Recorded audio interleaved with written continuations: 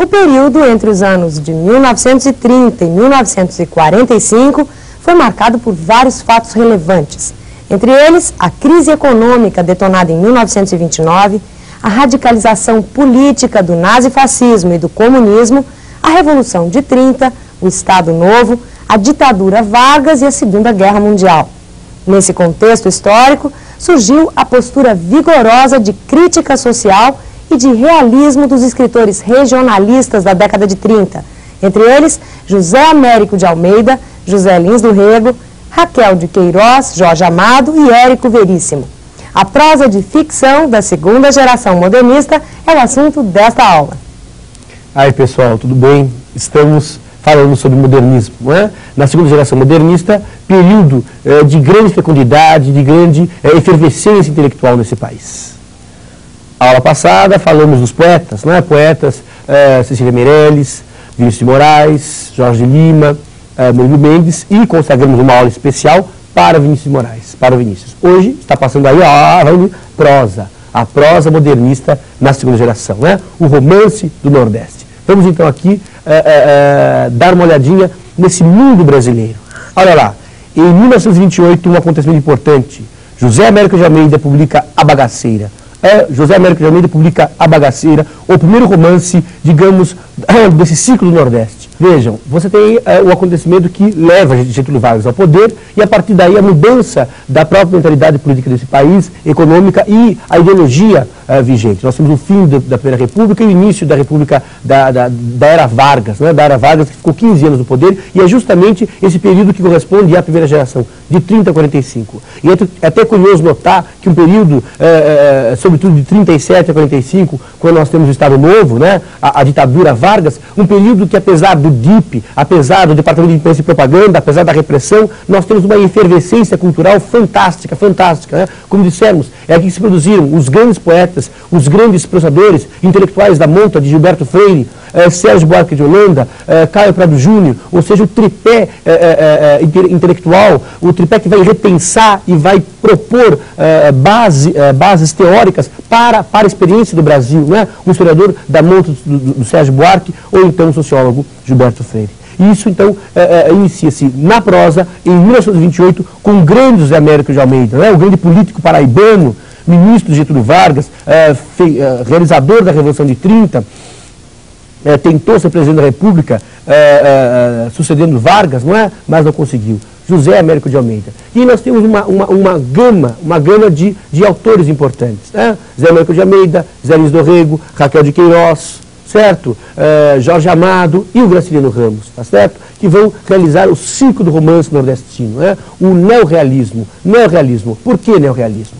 Porque é um grupo de escritores, um grupo de autores que vão se voltar para a realidade brasileira, sobretudo para um aspecto especial que é o Nordeste, tematizando, enfocando essa chaga crônica, essa indústria crônica que é a seca, não é? Que é a seca que faz a miséria de muitos e a fortuna de poucos, a seca com uma visão menos preconceituosa, tem aquele ranço cientificista, positivista, determinista, que marcou o realismo do fim do século passado. Por isso é um neorrealismo, né? É um realismo mais arejado, um realismo menos preconceituoso, e por isso mesmo vai depreender com mais sensibilidade esses problemas. A Bagaceira foi então esse primeiro momento, tá? Neorrealismo na literatura brasileira. Vários autores, como eu disse, vão ter como Nordeste o tema predileto. Tá certo? Bagaceira iniciou esse processo em 28, né? Bagaceira contando a história de amor, paixão e desejo no Nordeste brasileiro, a história de Lúcio, Dagoberto, Soledade, muito bem escrito, um estilo interessante, o José Américo de Almeida. Depois você tem outro paraibano e outro José Lins do Rego. Olha que bonitinho, hein? José Lins do Rego está com acento aqui porque lá no cartório de registro civil dele, eu fui lá e dei uma olhada, está com acento. Então a gente precisa respeitar, né? Desagregação dos senhores de engenho, né? Não é que os senhores de engenho estão se desagregando, né? É a desagregação de uma classe social nordestina, de uma classe social secular, que é dos senhores de engenho. ele mesmo, filho dos senhores de engenho, ele mesmo, neto dos senhores de engenho, vai retratar a desagregação de uma classe social secular do Nordeste. É a transição de um tipo de produção econômica para outro tipo de produção econômica. É o engenho que dá lugar à usina. O engenho que dá lugar à usina.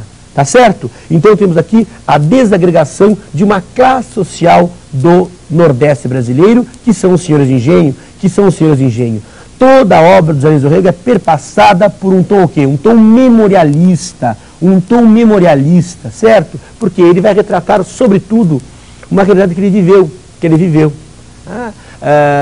O mundo que ele presenciou, essa desagregação da classe social dos senhores de engenho vai ser presenciada no final do século XIX por ele. E essas experiências que ele vê, essas experiências que ele tem, que ele sente, ele vai plasmar, vai transformar em arte e em literatura e vai colocar no papel. Tá certo? Então, dois pontos importantes, fundamentais na obra dos Anéis do Rego.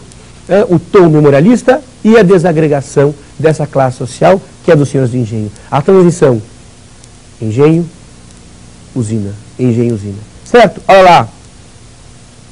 Menino de Engenho, o primeiro romance dele, 32, não é? 32, estreia a história do Carlos Melo, né? O Carlos Melo e a sua infância passada no engenho do seu avô.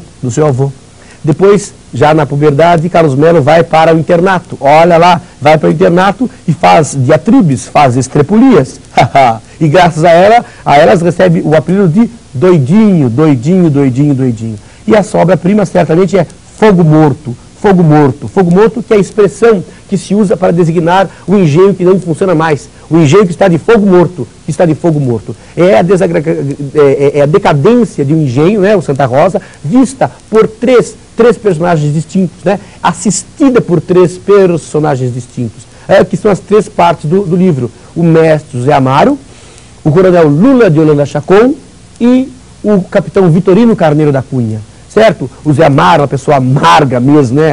Até no nome, a amargura da sua vida, retratou a decadência do Santa Rosa, não é? Ele era um celeiro, não era empregado de ninguém, se orgulhava de ser libertário, um destino trágico. O dono do engenho, Lula de Holanda Chacon, uma pessoa insensível, uma pessoa extremamente dura, maltratava a mulher, e não tinha condições de tocar aquele engenho, né? E a decadência é atribuída a ele.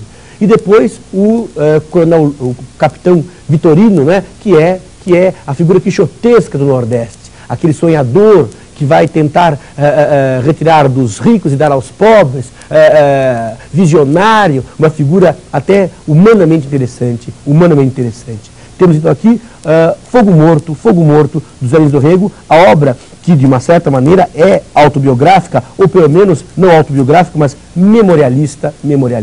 Tá certo? Outros autores importantes, olha aqui na telinha: Jorge Amado, o grande baiano sensual, né? A Bahia social e folclórica. O Jorge Amado vai retratar, no seu início, né, basicamente o problema pela posse das terras no sul da Bahia, na região cacaueira de Ilhéus, de Itabuna, não é? A luta pela posse das terras, brigas, tocaias, Terras do Sem Fim, é o seu grande romance, o grande romance Terras do Sem Fim, do Jorge Amado, não é? Depois ele tem os romances um tanto quanto sociais, em que ele retrata, sobretudo, a vida miserável, urbana em Salvador, Capitães da Areia, não é? Vai falar de um grupo de meninos abandonados no cais do Porto de Salvador e os problemas que daí advêm. E depois ele ingressa, né? Para a Bahia folclórica, né? A partir então de Gabriela Cravo e Canela, Dona Flor e seus dois maridos, certo? Farda, Fardão, Camisola e Dormir, Teresa Batista, Cansada de Guerra, Tieta do Agreste, né? Esse baiano sensual que vai fazer a literatura de entretenimento do Brasil, né? A Bahia social e folclórica, mas o início em grande estilo, sobretudo com Terras do Sem Fim. Então temos aí fechado o ciclo do romance nordestino, que é iniciado com Zé Luiz do Rego, que é Zé Mercado de Almeida, Zé Luiz do Rego, não podemos esquecer Raquel de Queiroz, também o 15, e Jorge Amado. Aí descemos radicalmente e vamos para o sul, e no sul temos Érico Veríssimo, né? Érico Veríssimo é o grande prosador da psicologia urbana, né? Vai, digamos, intensificar o poema, quer dizer, vai aliar o poema, o romance psicológico e o romance social, né? Vai retratar sobretudo a classe média urbana de Porto Alegre, né? A classe média urbana de Porto Alegre na década de 30, 40, não podemos esquecer romances como Caminhos Cruzados, Olhai os Lírios do Campo, O Resto é Silêncio, Música ao Longe, não é? A grande obra de tom urbano, de temática urbana que o Érico Veríssimo fez. Além, não é, dessa temática urbana, nós temos o romance histórico, em que ele vai resgatar o passado histórico do Rio Grande do Sul, O Tempo e o Vento, né, a história dos Terra Cambará, Bibia na Terra, Ana na Terra, o Capitão Rodrigo, né, os Amaral e os Terra Cambará, a luta entre duas famílias, desde a colônia até o século XX, certo? O Tempo e o Vento retrata o continente, a realidade da saga, a saga gaúcha. E ele envereda, no final da sua carreira, pelo realismo fantástico, né? O realismo fantástico que tem sido uma vertente riquíssima da literatura latino-americana, né? Vocês têm Mário Vargas Llosa, Arreo Carpentier, Isabel Allende, e o nosso Érico Veríssimo enveredou-se pelo realismo fantástico com o Incidente em Antares, esse saboroso livro de 71, em que ele mistura realidade e fantasia numa cidade fictícia no sul do Brasil, Incidente em Antares.